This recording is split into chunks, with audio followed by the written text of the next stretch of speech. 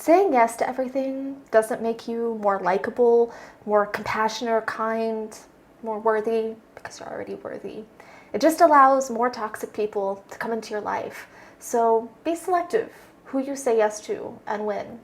Hello everyone, thank you so much for joining me here today. If you're new, I'm Amanda. Welcome to the channel where we are all about shattering the mental health stigma. If you haven't already, please make sure you make sweet, sweet love to that subscribe button. Give the bell a few kisses so you're not missing any of this content designed to help you with your mental health or help you help someone else.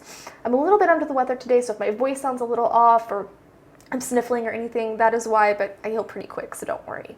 Today I'm going to be reacting to Glitch by Parkway Drive. This is a suggestion from Alkin, one of my amazing Patreons. Thank you so much for your love and support. I appreciate you, and you're in a very deep part of my heart. So let's see what Alkin has today, or has suggested today.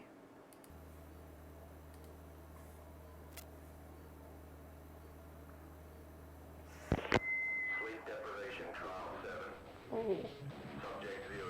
Lie down.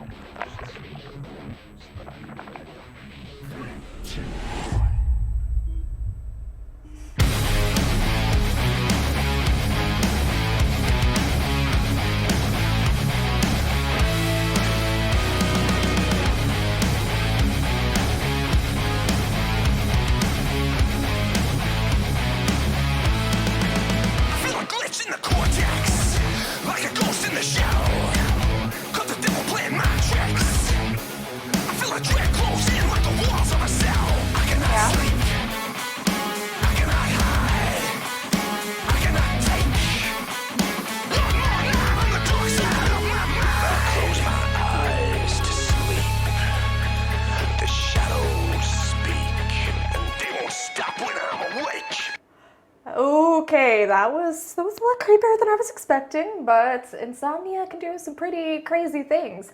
It's theorized that we lose consciousness during sleep because there's parts of the cerebral cortex just shut off. So the cortex reference was probably referencing that, but anxiety and dread can be physically claustrophobic and often in really confusing and frightening ways, and panic can quite easily set up camp when your mind feels like a separate entity from your body or confined by your body as opposed to an entity that thrives, as opposed to being able to thrive together, thriving as one. But the description of being a glitch actually appeals to me because I'm super fascinated by the idea of glitches in our real life simulation, in our real life matrix. And I've thought before that I'm a bug in the programming. There have been times in my darkness where I thought that, so I thought that was a really powerful mentioning there.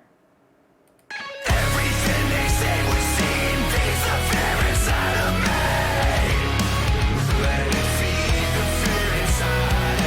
Help me take this pain away. Sleep is now my enemy. Now it feeds the fear inside of me. The fear inside of me. The fear hit like a shell shock, but it froze like my heart stopped. Rim waves got my limbs locked down, but my eyes wide open. Sheer terror manifest before me. I cannot sleep, I cannot hide, I cannot think. Living this way in the dark side of my mind. I close my eyes to sleep. The shadows speak, and they won't stop when I'm awake. Everything they say would seem peace of fear inside of me. Let it feed the fear inside. Help me take this pain away. Sleep is now my enemy. Now it feeds the fear inside of me. Having been someone that's dealt with insomnia off and on, this is a really interesting, abstract way to portray it, but that is quite perfect because it can come off as very abstract. And I like that these comfort items, like the teddy bears that are meant to be comforting, are what seem to be turning on him, seem to be the most distressing part of this, in a way, for him. And that's kind of what our mind does. It's supposed to be this thing that comforts us, and it turns on us.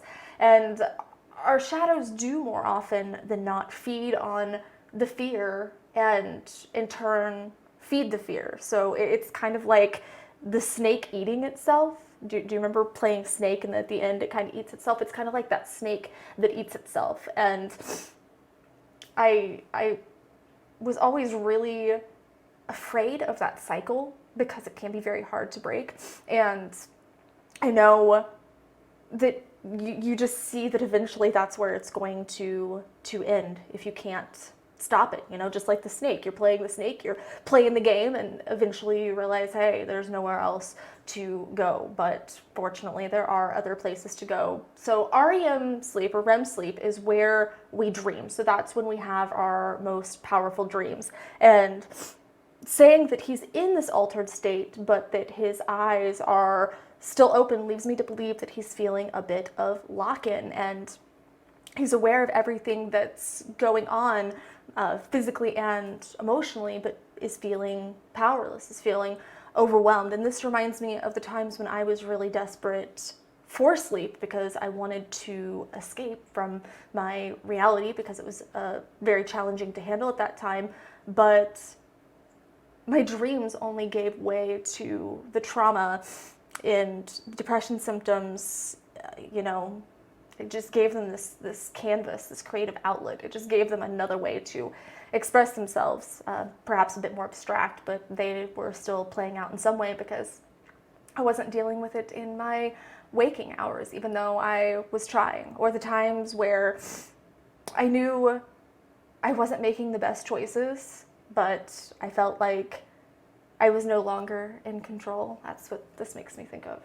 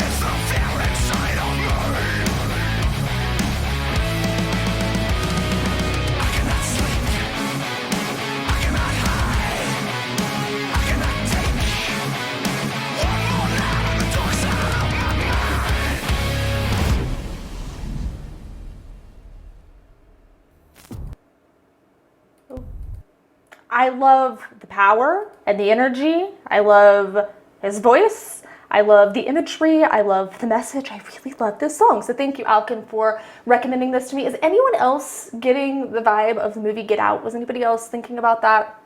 Slight spoiler alert, but the part where Andre gets that moment of control, and after Chris flashes the camera and he starts yelling, "Get out!" and he's yelling at himself as the one who's trapped. He's yelling at the person who has trapped him,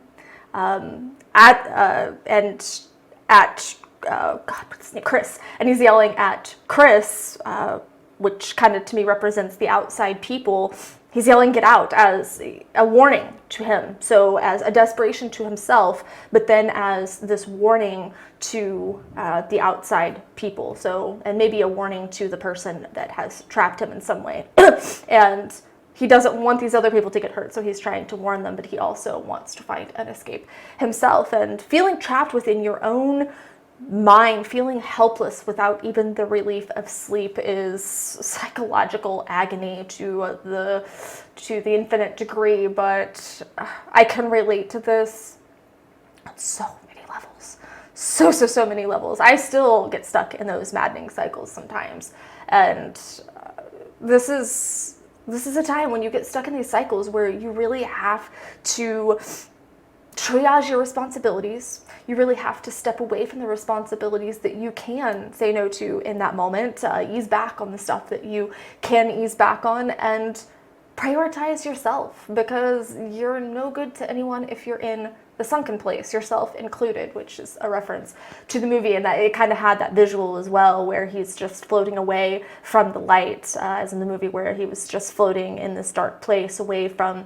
reality. That was what it really made me think of. And I always thought that there were a lot of powerful undertones in that movie, a lot of social themes, but also a lot of more subtle themes, and this was kind of one of them. I had thought about that before, about how it correlated to mental health, and maybe that's just because we tend to project our experiences on the art that we take in, whether that be in the form of media or in the form of physical art, whatever the case is. We obviously project our own experiences on that.